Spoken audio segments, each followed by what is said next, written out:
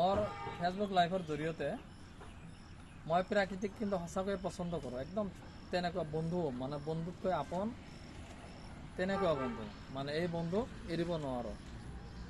এই বন্ধুৱে আমাক কি আনি দিছে চাওক,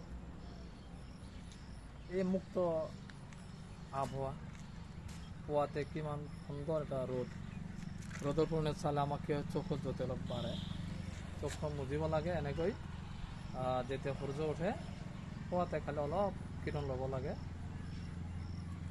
চকুত যাতে ভাল হৈ যাব। আপোনালোকে চাওক, সিফালে পুখুৰী আছে আমাৰ ইফালে মোৰ ঘোঁৰাঘাটাত, এমনি প্ৰাকৃতিক ধানৰ আবাদো হয়, ইফালে মীন বিভাগৰ বিষয়ে আমাৰ মাছেৰ আবাদও হয় ভাল। ইপিনে ৰাস্তা চাওক, আপনাৰ এবাৰে পকা ৰাস্তা দিছে অসম চৰকাৰে আমাক।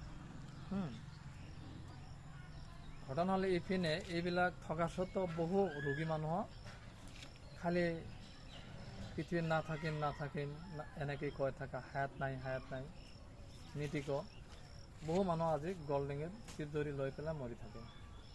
মই সিহঁতক লৈ এটা কথা ক'ব খুজিছোঁ, আপোনালোকে এটা শ্লোক শুনক।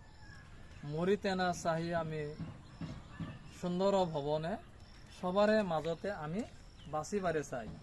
আপোনালোকে যদি কিবা বেমাৰ আজাৰ হয় ঔষধ খাই লওক, নিশ্চয় প্ৰাকৃতিক দানৰ বহুত ধৰণৰ গাছ বৃক্ষৰ পৰা ঔষধ ওলাইছে, প্ৰাণী জগতৰ পৰা ঔষধ ওলাইছে, খনিজ জগতৰ পৰা ঔষধ ওলাইছে, আজি বিভিন্ন ধৰণৰ ঔষধ ওলাইছে। আপোনালোকে খাই বৈ সুস্থ শৰীৰ মন বনাই লওক। নিশ্চয় ওপৰৱালাৰ মহান ক্ৰিয়েটৰৰ আশীৰ্বাদত ভাল দীৰ্ঘায়ু হ'ব বুলি কামনা কৰি জয় আই অসম।